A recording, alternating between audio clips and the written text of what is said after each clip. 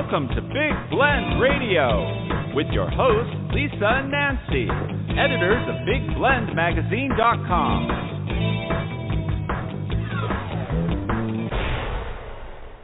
Welcome, everybody. Today's show, we're excited to have Steve Piacente back on our show. Steve, if this is your first time listening to us and Steve's segments on our show, Steve is a former journalist turned life coach. He is certified by the International Coach Federation, very important, owner of Next Phase Life Coaching. And he's also the director of training at the Communication Center in Washington, D.C. He's the award-winning author of 3 novels, Pretender, Bella, and Bootlicker. And his latest book is Your New Fighting Stance. Good enough isn't, and you know it. We like that tagline. Everybody, Keep up with Steve at StevePiacente.com. You can also hear his interviews on, just go to BlendRadioandTV.com. But welcome back, Steve. How are you doing? Hi, Lisa. Hi, Nancy. Great to be with you again. Hey, good to have you on the show. You know, I think this is such a crazy year, and I think, everyone needs life coaches because, you look at all the change that's happened through COVID. When we get into seasons, especially spring, people start to, get that little bit of excitement under their wings and feel a little bit more that there's possibilities out there, feel a little bit more positive, I think. It's a positive season coming out of winter. Yes. And so much has changed with COVID. Things are opening up and could fluctuate backwards again. People have changed jobs, changed careers, maybe need to change careers. So it's a whirlwind of change out there, and I know you just wrote a great article up on LinkedIn. A note to sports parents what they're really learning on the field of play, and your article really touches on cornerstones we can all use to navigate through these crazy times. So I'm excited for people to read that. Well, thanks, Lisa. That article actually was born out of an experience I was lucky enough to have. I started doing some life coaching with some very elite junior tennis players in Maryland, which is my state where I live. And I sort of realized that, you look at these kids and they were so proficient on the court, forehands, backhands, serves, every part of it. And then you take the racket out of their hands and you start talking with them. And, the expectation is something like, well, they'll be as good at everything else as they are at tennis. And then all of a sudden you realize that they're kids. And so, what we realize is that they're kind of operating in a bubble. And I kind of liken it to what we've all been going through over the past year. We're all living in kind of a bubble. And so I think it's important at times to look beyond it and not get stuck inside. Yeah, exactly. Mm-hmm. And these lessons, you talk about responsibility and consistency, stability, leadership, communication, time management, critical thinking, capability, and capacity. I want to kind of start with critical thinking because a lot of people that maybe have been quarantined at home, going through change, that's a huge component, really. It's critical thinking, and a lot of times we don't get time to stop and actually think. Yeah, and I left this part out of my little story, but my wife and I had 3 kids who wound up playing college tennis themselves. And so what I came to realize after a lot of years is that all the things that they learned in their sport, and this would really be for any sport, transcend that sport. And so what are they learning when they're actually on the court or the field or the state out there on the soccer field? They're learning things like critical thinking. They're learning how to manage their time because they have to juggle. At that point, they are juggling academics and their commitment to the team. But later on, that skill set comes in very handy when, for instance, we're stuck at home due to COVID, and we have, we're stuck, but we also have an opportunity, if you want to look at it that way, to think about what we've been doing and if there's a way to change it to arrive at a life that's more rewarding, more fulfilling. Mm. Yeah, I think there's a lot of time to reflect that we didn't have before.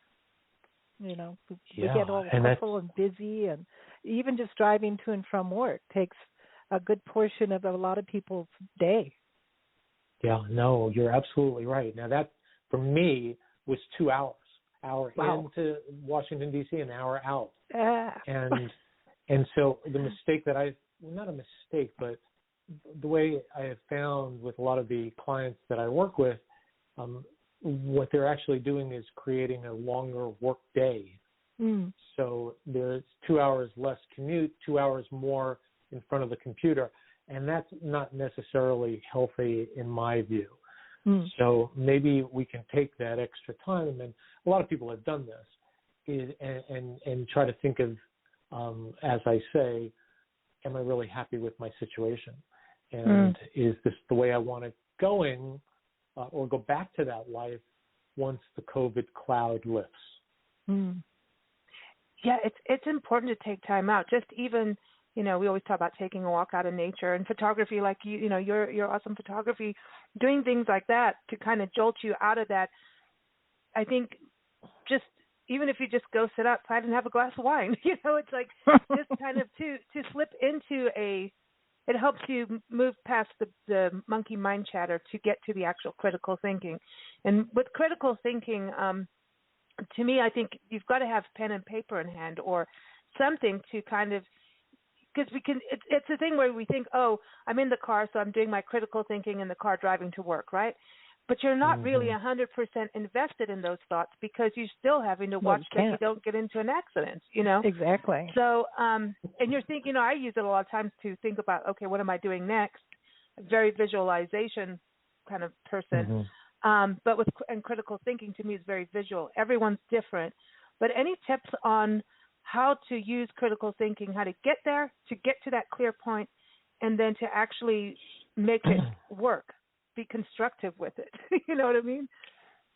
Well, I'll answer that question, but first let me make a comment about what you just said, because it reminds me very much of, as an author, as a writer, you'll think of, maybe it's on the subway ride downtown, or in the car, or just taking a walk, and a great line of dialogue or a great plot line shift will occur to you.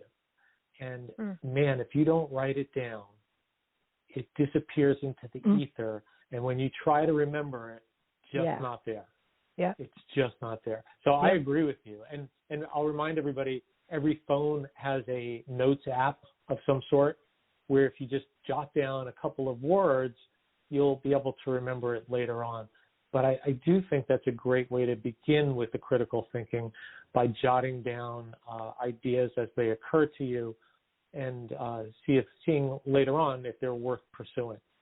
Some people journal, some people do it in their notes app. It doesn't really matter, as long as you don't let it become like a fleeting thought that seems like great at the moment, but then you never revisit it or act on it later on. Is that something you do as a life coach? Is, I know over the conversations over the last few years, we've talked about life coaching and what it is and the importance of being certified and studying it. But it's not like, as a life coach, you're not telling people what to do. Part of being a life coach is kind of getting them to the critical thinking point, isn't it? In a way, like you're helping people get to thinking. Well, as you mentioned, I do two different things. I'm a communications consultant for a company called the Communication Center, and then I'm also a life coach. And, what's the difference between a consultant and a life coach? And the way I explain it is this. If, as a consultant, you ask me the quickest way from A to D, I will tell you what, in my opinion, is the quickest way to get there. If, as a life coach, you ask me, I will say, for how to get from A to D, I will say, well, what do you think is the quickest way?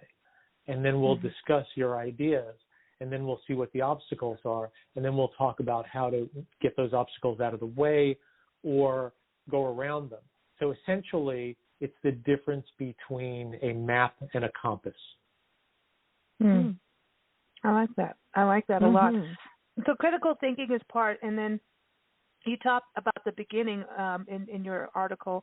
You talk about responsibility and consistency, and the showing up, being fully present. I think that's something important. And going back to what you were saying, where you've got clients that maybe don't have the 2-hour commute, but now they're adding 2 hours in front of the computer. So in a way, you may think you're showing up and doing better, but less is more, right? And so there's a responsibility and a consistency, a responsibility to ourselves, to show up for ourselves, and then have some kind of consistency with showing up for yourself, not just your boss. You know what I mean? Well, I have a couple of thoughts about this. And one of them is first a caveat that I get everyone has got virtual exhaustion. Or Zoom fatigue, whatever you want to call it. Everybody's just zoomed out. With Zoom, we are zoomed out. And so here's the thing. A lot of times what I am finding in different organizations is that people are getting online for, say, a staff meeting and choosing to keep the video off. And so in one way, this makes life more comfortable. We don't have to get dressed.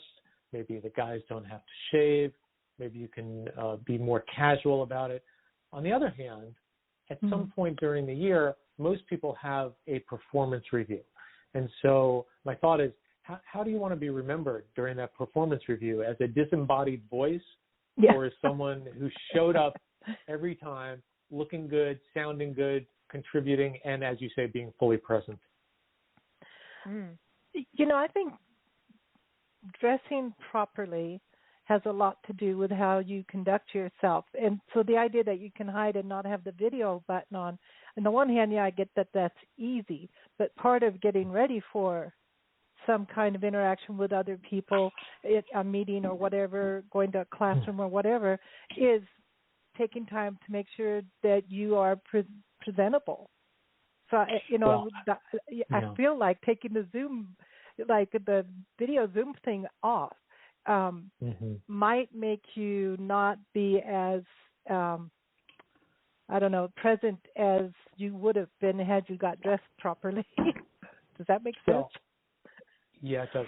But I'll add this, and I can't point to any scientific research that backs me up, but I think we would pretty much agree that if you take care of yourself, dress right, for guys, shave, just get yourself ready. It stimulates a different feeling in you. And so you probably will present better because of that.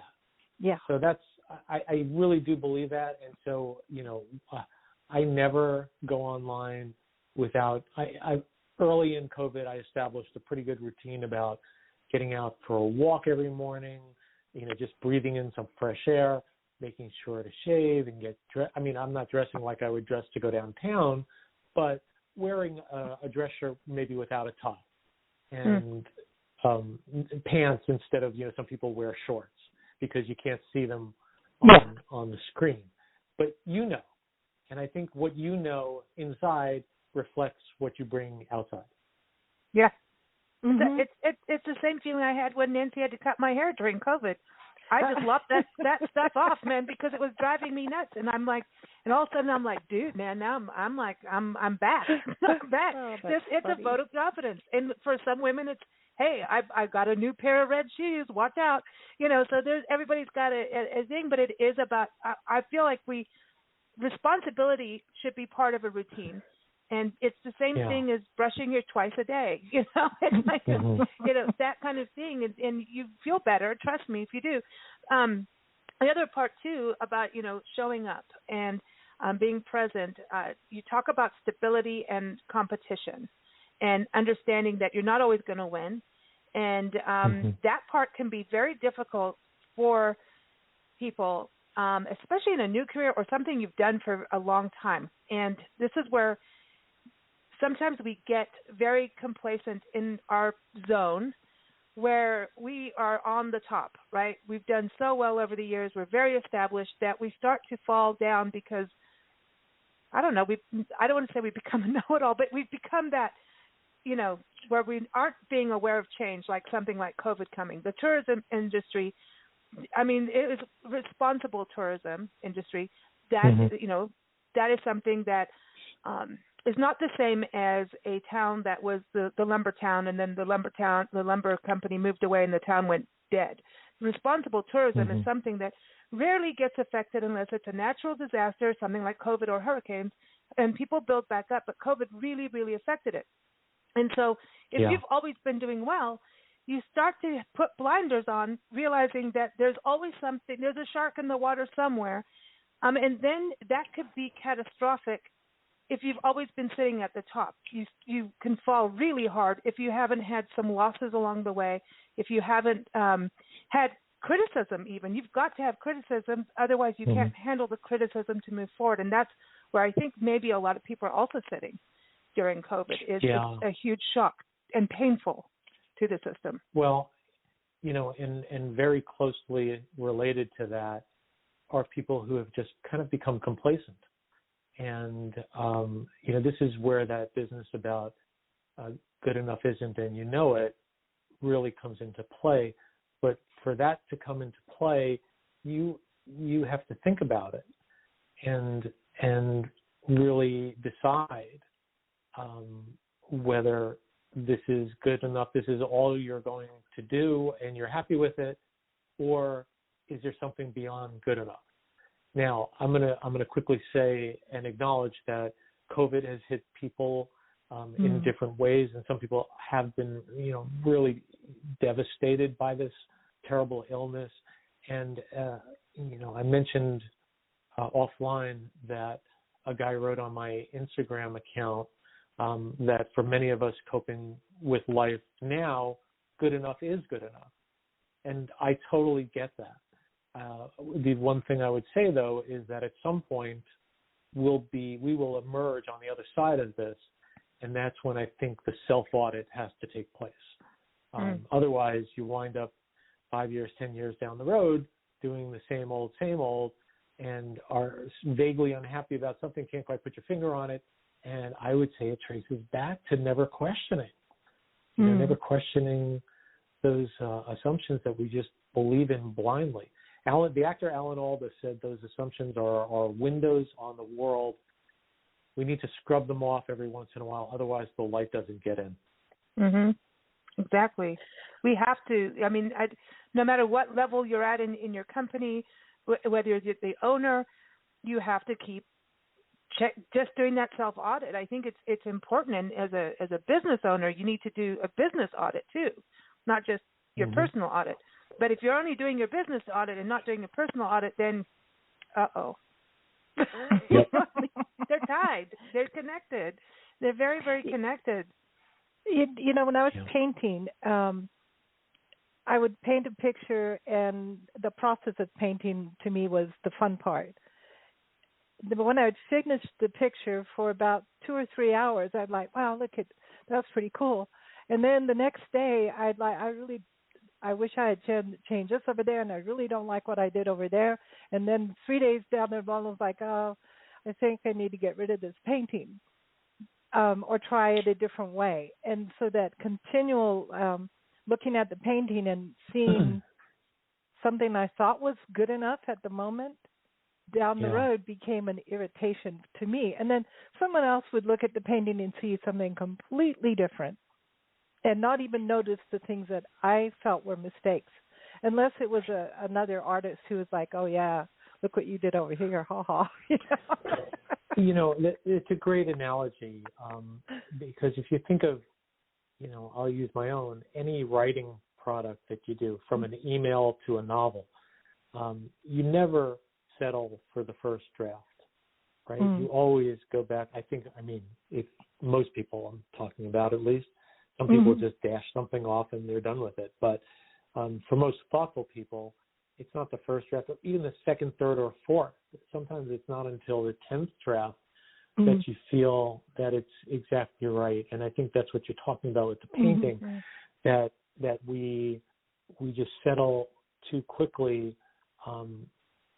And I don't know why that is, but maybe it has something to do with the world we live in now, where everything is so, the instant gratification. I remember, and you guys probably do too, the days of when you wrote an angry letter and then put it in the desk overnight, reread it in the morning before you put it in the mailbox. Yeah. I mean, I think that kind of thinking is mostly gone these days. Well, because it's so emails. easy to hit return and send. Yeah. And boy, sometimes you really wish you hadn't. Well, yeah, we just watched a friend just totally annihilate a huge portion of her business just over a terrible email mistake that she made. Yes. And it is affecting her business like you would not believe. Big time. And especially in this day where we're going through COVID, you can't really afford to do that. She certainly can't. And it's just her communication. Communication is everything. And even like when we talk about critical thinking and self-audit, that's communication with yourself. And the communication we do, I think this brings up such a huge deal. People look at the wars on social media, the anger that is out there. And that is, you're exactly right about it. I remember Nancy telling me, like, go write it down, number one, because if you're angry with something, go write it down. Don't just, yell and scream or kick your feet as a kid, or, don't just, vent on me. You can vent, but if you really want to vent, go write it down. And exactly, leave it until the next morning before you do anything. Breathe. Breathe is a really good thing. But the communication, I just watched this lady just absolutely annihilate her business just because she's stressed out and uptight, and she took it out on the wrong people at the wrong time, and it is irreversible, the damage she has done. Without really. Can I share my favorite email tip? This is my favorite email tip. How many times have any of us, maybe not to that catastrophic extent that you just described, but how many times have we all written an email, proofread it, the desk, got a cup of coffee, maybe went outside, came back, read it again, all looked fine, maybe even took another break, came back, everything looked perfect, and then you send it, and then you read it, and then you realize either there was a mistake in it or this is an email I shouldn't have sent. Yeah. All right? It's happened to everybody. Yeah. So here's my tip, or at least my theory. My theory is that last time that you read it is the first time you're reading it as the reader instead of as the writer. And so your last edit should always be putting yourself in the seat of the reader that you're sending it to, and you will see whatever you have written in a different light. That's my favorite tip on email. Yeah, you could send it to yourself. You could do that too. Just send it to yourself and read it the next day. And read it in the. You see, this is what I like Sometimes to do, even for proofreading. For proofreading, you can do all the algorithm proofreading stuff that you want, but and I have because we lived in different countries, I still go backwards, and or forwards. It depends what day it is, and the way I get through it is I read it in different accents out loud. So, that's It's interesting. fun. That's funny. Yeah, it's fun. But then that's where my grammar could get twirled around. So if I'm doing British, I'm going back to writing like, when we lived in England or South Africa, So but to me, if you read it out loud and you put it in an accent, now you've really put yourself out of yourself. And if you know the person and you've talked to them, try and do their accent. And as they're, that's how it's, you could do it out loud or have their accent in your head. Just really visualize that person and think about it. And when you do that, you actually start to understand the person a little bit more. You are really trying to put your feet in their shoes, even if you don't want to put your feet in their shoes. You may not want to. But, I think this is the communication, when you're stressed out, breathe, man. I think, people are really stressed. Some are excitable. Some are profiting and doing really well. Everybody's so different right now. And we're not going to be exactly the same as before. No way. No way, Jose. Right. It's not going to be the same. Well, that fear of a pandemic is always going to be something that lingers. And it's going to be a major thing for people who lived through it, that it's going to be a major thing, a part of their history, and they're going to talk about it to their kids and their grandkids. And it's going to go down in history as one of the most troubling of times worldwide. Not, it's almost like a world war in a sense. I mean, you would think that it's a common enemy, and that we would all rally together to defeat it. I have not seen that. See, now I thought, because I was told, Lisa, that as a kind of a joke, that the only time everybody will get along is if aliens come down from space and they start attacking everybody equally around the world. Then the world will get along in order to fight one common enemy. But now I'm wondering if even that would do it. Listen, the aliens are the peacekeepers. The little green men are cool. See, you don't even know that they're green. They might be red. I know, but I want to go to Steve on this because at the same time, we're talking about the pandemic is really catastrophic. And during this pandemic year, even with our magazines, as we're going to publish, a town where we cover went through wildfires. We went through, a number of communities we cover went through wildfires and almost wiped out an entire wine region. I mean, it was devastating. Hurricanes. We went through 3 hurricanes last year. Yeah. Personally. Just driving, skirting them, sat a dog during a hurricane, took care of the house. We were okay. But, through climate change, we are going through change. And it's not just the disasters of pandemics. We are going through natural disasters. So my point on this is not to get anybody down, but to realize this is really a new world that we're living in. We're going to have to make changes. We are going to have to work together through change. Yep. We are going to have to try new things. I think what's really great with what you're doing, Steve, is that you're getting people stronger in their core to be resilient, to be able to understand who they are. So when things happen, it's not panic. It is, what can I do? How can I do it? Who can I work with? And that is the same for business. It's just, we are in this, the change thing it's that's the way it is. And political change, all of that. Right. So it's about what can we do? And I think that's what's great with what your article and what you're doing as a life coach is getting us stronger. Thanks. And you both put your finger on this, and it's really true. I would venture to say that if the aliens ever land, it will also be the single biggest issue, and that is effective communication. The quote that I like on this one is from George Bernard Shaw, who said the single biggest problem with communication is the illusion that it has occurred. Meaning that we think we're communicating, but people on the receiving end may not get what you're saying. And so once again, we need to do a self-audit to see if what we're saying is clear, if it is concise, if it is understandable, if it is relatable. So all of those things are really so important. This reminds me, I probably have said this before with you, but I took Lisa when she was very young to a fair, and she was in the stroller the whole time. And I thought I was introducing her to all these wonderful things that she had never seen before, and she was exhausted by the end of the day, as I was. I asked her, what did you like the best? What did you see that you liked the best? And she said all she saw was people's needs. I was just like, oh, my gosh, what have I done?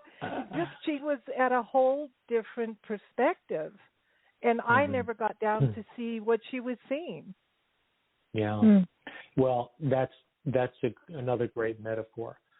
There's the Disney movie Pocahontas, and in that movie there's a song called Colors of the Wind, and I use this a lot because I think it's really true, and it's what you just said, that when you walk the footsteps of a stranger, you learn things you never knew. And that to me, that's the key, because if you can put yourself in, look at things from the other person's perspective, I think there'd be a lot more understanding and acknowledgement of each other's positions going on. And that would be a better leader if you did that. You know, as leadership now, you know, leadership has changed. Leadership used to be, I'm the boss, do as I say, don't ask, you know. Now, leaders are understanding to, number one, if you're hiring a team, hire people that are smarter or have more ideas, not necessarily smarter, but you know what I mean? If someone's a brainiac on something that you aren't, because you can't be everything, hire them, learn from them, you know. And I mean, we're hearing the word team now, which I don't think team was being used 10 years ago, you know. So the culture is changing, hopefully. But leadership is, as a leader, you do need to have that communication, and you do need to be able to understand everybody on the other side, you know, and walk in other people's shoes. And what you're talking about there, I would couch as perspective. And to come full circle with my tennis boys that I did life coaching on, you know, that was what I emphasized. I didn't say one word about forehands or backhands. What I was saying, talking to them about was you know, getting them to understand what they were learning on the court transcended the court, that they were learning all these things that we were talking about: responsibility, consistency, time management, communication, and critical thinking, and what they were capable of when things were not going their way, and to be able to articulate that without a racket in their hands. That's where I was going. That's where I was going with these kids.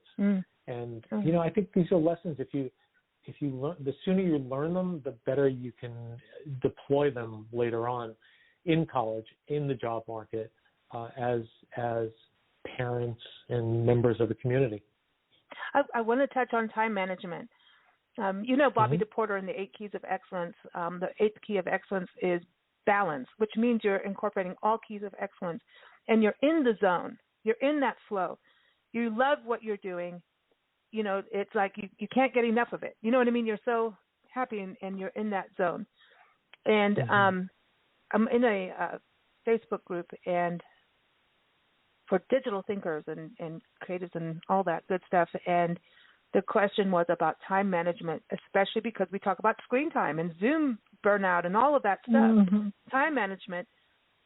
And one person, and as an entrepreneur, if you don't enjoy what you're doing, you are going to burn out fast. But one guy just turns around and says, if you're doing what you like to do, then time management is BS. Being as polite as I can on what his post was. But I was thinking about this, going, because you know, you've got to take care of yourself. So if you are in line with your profession or your business, gather, and because, you know, it's like COVID wasn't on a schedule. It just happened. No. And, you know, things happen that will derail your schedule. We know that from travel. Oh, for we sure. always add in 4 to 5 hours, depending, because we know we're going to get derailed and detoured no matter what we do as we travel. Yeah. It is a given. It's a given. We know change is going to happen. We know it's going to happen. So that's a constant. Talk about consistency, you know. So time management, I mean, I remember going to, you know, courses and studying, and they're all going, okay, you need to schedule out 20 minutes for your break. You need to have this much time before you go to sleep. I mean, can we overdo it on that, on scheduling ourselves? Yeah. Well, here's the way I would answer it. As a life coach, one of the things that I ask my clients to do is something called a values assessment. So this is a worksheet that has probably 30 to 40 values. So imagine those values listed on the left, and they would include things like accomplishment, achievement, adventure, altruism, beauty, communication, creativity, family, freedom, friendship, humor, integrity, intimacy, physical appearance. No. So then the next category is you rate those values on a scale of 1 to 10. In other words, if it's worth a lot to you, that particular value, it means a lot to you, you give it a 10. And if it means less, you go in descending order. But then the column on the right, and this is where it gets interesting, is what we call the action rating. So maybe you value achievement at 10, but you only give yourself a 7. Or maybe you value friendship at 10, and you only give yourself a 5. And so this is where we get to that question about putting all the eggs in one basket. And this is where, if your guy cares only about his work, then fine. I'd say time management is BS for him. I think for most people, they have a lot of different things that they value, and you can't achieve all of those things, or even a realistic, or no, not realistic, but a satisfactory rating on the other categories if all you're doing is the work. So does that make sense? Absolutely. I can say it with us. Like, we've decided to travel the country full time. We've done it twice now in this country on the same tour, name change, had to stop in between because we had to revamp things, so we knew.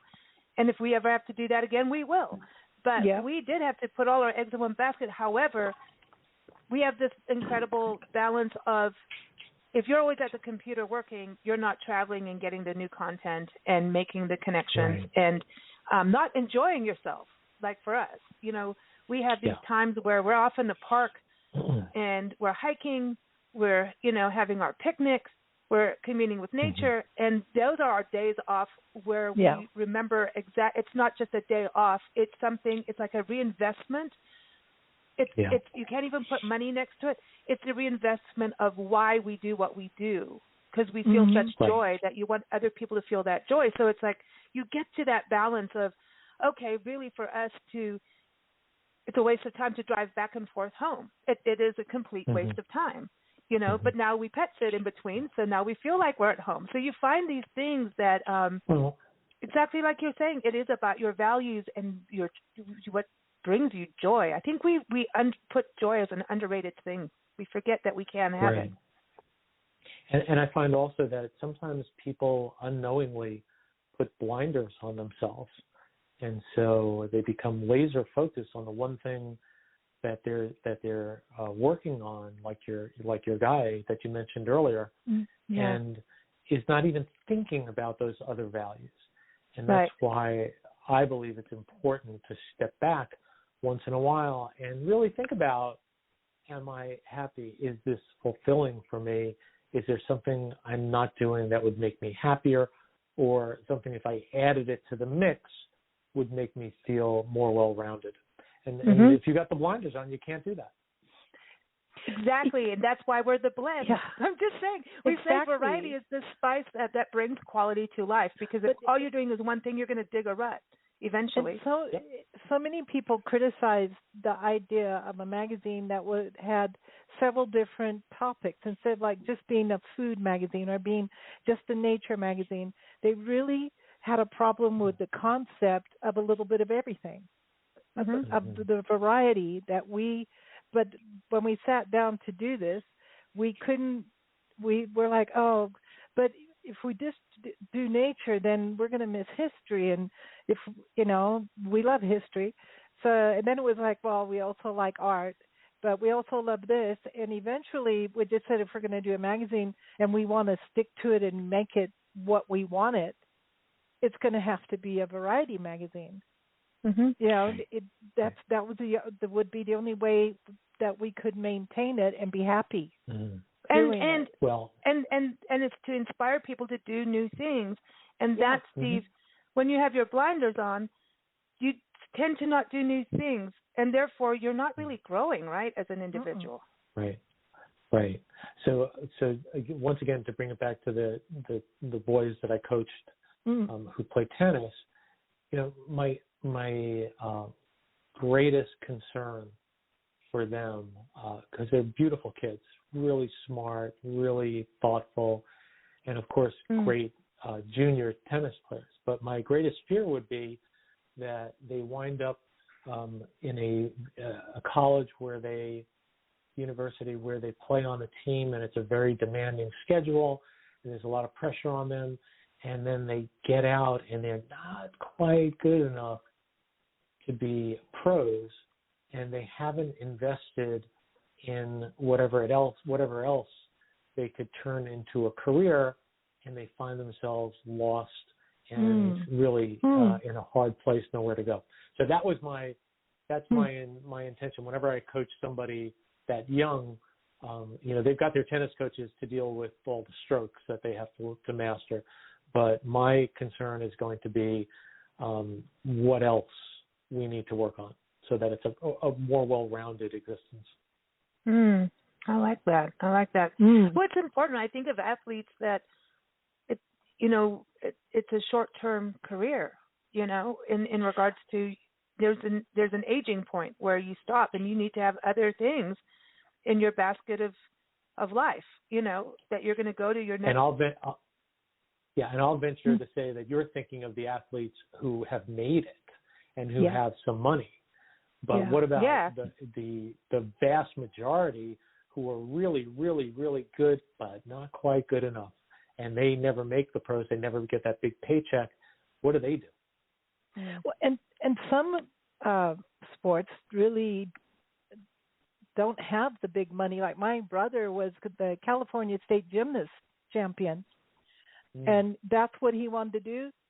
That's what he focused on, and he was really good at it. And then he found out that at the time he was doing, there really wasn't any money in it. It wasn't like being a football star or a heavyweight boxer or something like that. There just really wasn't any money in it. So he then started teaching others, and then he ended up making gymnastic equipment. Because probably a very far thought from what he expected when he was competing. Yeah, exactly. Yeah, that's important. But that's the lesson to learn. I mean, how many people that's what I think is so important about when you're talking about the youth too. Like, I almost feel like, I know there's counselors and everything for college, but like when kids are going into college and the expense invested in college, the expense they have to pay, or their parents, or juggling jobs, which I think it's good to haul, and really get knee deep into something you think you're into. But there's a lot of kids that end up in college. You will go, you're the first kid doing this, and maybe they're studying the wrong thing or haven't done that self-audit. I think these self-audits should really start at a very young age. And I mean, beyond what the schools do, where do you want to pick cherries or an apple kind of thing. I mean, beyond that. You're talking about those tests. Would you rather work outside or work at a desk? Or other, and then everything is other. Well, I think that if a kid expresses a lot of interest and ability in a sport or several sports, they should certainly be allowed and encouraged to pursue it, for sure. Absolutely. For sure. Yes. Let's see where the heck it goes. But by the same token, you have to realize that I think it's important to have the conversation every once in a while, in addition to learning how to field the baseball, kick a soccer ball, or hit an ace on the tennis court. What are you learning besides that? And that's the whole point of this post. This is what I'm talking about, and I'm really hopeful that in addition to the athletes themselves, more important, the parents of these kids will realize it, because I find too often that the parents are trying to live the glory days through their kids, and it's for me, the parents should provide, as it says, unconditional love, opportunity, and support. But leave the coaching to the coaches. Right? Leave the coaching to the coaches. Yeah, how many times do you go see like a little league and like the parents are out there, every year. and then talk about fights on social media. There are fights out there on the court or the athletic field or whatever it is. Man, they get intense about it. It's crazy. Every year we see something on the news about some mom or dad getting in a fight with the umpire or the referee. Yeah. Absolutely. But that's funny to me. But for the kid, they're like, sad. Mom, why do you have to do that? It's terrible. Like, yeah. Sad. It's embarrassing to the kid. But then the kid's going to have to learn something from that. I mean, no matter what, whatever negative stuff happens, whatever, if it's embarrassing, whatever it is, you're going to have to learn from that, and it is going to make you stronger. You know, you just don't need a lot of it all the time. But I think there's something good about letting a kid do something on their own, to have let their legs be strong, and even if they don't do well at it, let them get there. You know, there are so many parents I do see that really coddle to a point of, how's the kid ever going to, you know, make their own meal when they, you know, get their own plate. Well, you know what I mean? I heard it. Yeah, absolutely. And I heard an interesting thing about Legos the other day. Some guy was talking about Legos, and he was saying that Legos are great. You follow the instructions, you make the thing. But there's a lot to be said for giving the kid a Lego set without the instructions and seeing what they come up with. Yeah. It's cool. And we can learn from kids. I think kids, you know, we don't spend a lot of time around kids.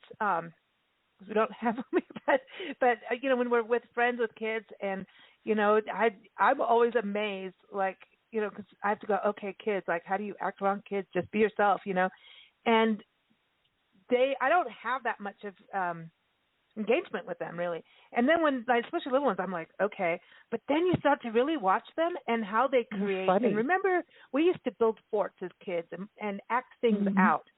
And I think that's the coolest thing to watch kids, because you do see creativity. You start to see who wants. It's like, you know, what's it? The Lord of the Flies. I'm going to be the leader. You're the other people. You know, you see them do this. It's like they play mini business. Yep.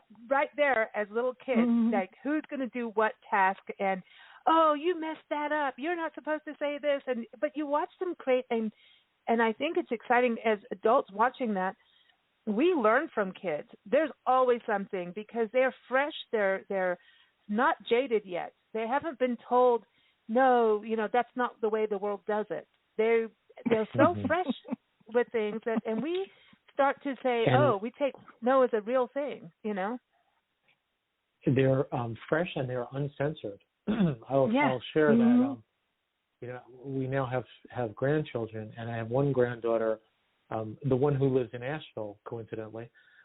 She and I have a game that we play, and what she does is she'll start a story, and her mom, my daughter, will record it, and she'll send me, you know, the 10-second snippet, and it's my job to add on to the story. Then we go back and forth. Each of us add a piece of the story, and she comes up. That's she comes up with some amazing things that are really just so creative. And by the way, she's 4. She's 4 and a half. I love that. I love that. I think kids are cool, and doing that. I mean, that's prompting creativity. Talk about critical thinking, and there's like unlimited possibilities. Kids are like the walking, anything is possible. You know, it's like, if I want to eat Cheetos on the moon, I can. You know, whatever it is. It's so cool. It's so cool. Steve, it is always such a pleasure having you on the show. And just everyone, again, StevePiacente.com is the website. The book, Your New Fighting Stance, Good Enough Isn't, and you know it. It's true. Because even when that dude, you know, posted that on your Instagram, you know later he's thinking about it. You know at 2 in the morning he's having a war with himself right now. And eventually he's going to have to burst out of it, because I think we do have our own wars before we burst out of it, you know? Yeah, for sure. So I think it's a good thing. You made impact there. But also read Steve's article. We'll post this up, the link and everything. It's on LinkedIn, and it is called Note to Sports Parents, What They're Really Learning on the Field of Play. So check that out. We always love to close with music, and this song is called Stepping Stones. It is from the album When the Rain Falls by Kimia Penton, and you can keep up with her at KimiaPmusic.com. So thanks so much, Steve. Lisa and Nancy, great talking with you again, and have a great spring until we meet again. Absolutely. We'll have more parties, too. We love those parties. All right. Thanks. Here it is, Stepping Stones. Don't forget, keep up with us at BigBlendRadio.com. Take care. Bye-bye.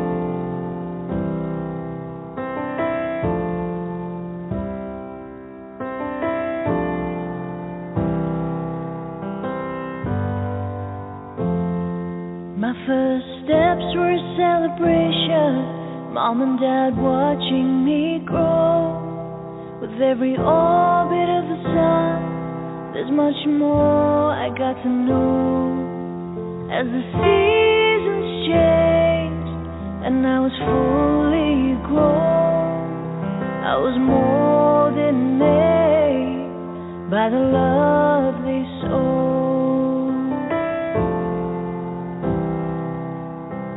Mom and Dad's story didn't always make sense. They came from a different time with different pains, but the courage that I stand on is the example that they gave. My first stepping stone was a life they led.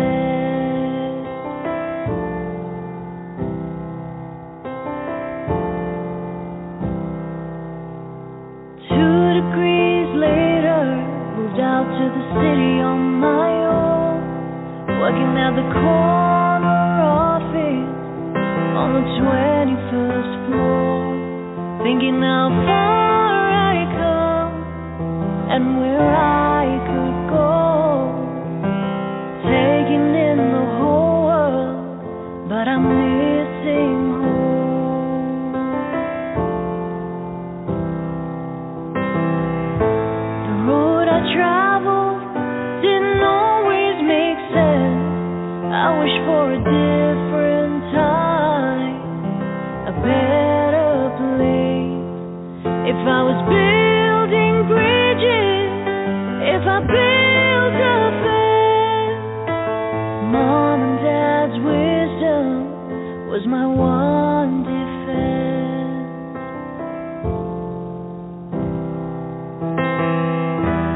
If the noise in the world drowned out the voice in my head, I find my way home to hear the words they say.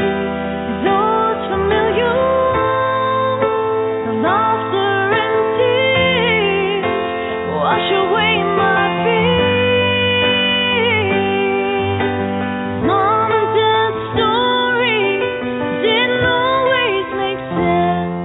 They came from a different time with different pains, but the freedom that I walk in is from the price they paid. My every stepping stone is on the road they paved. My stepping stones are from the lives they led.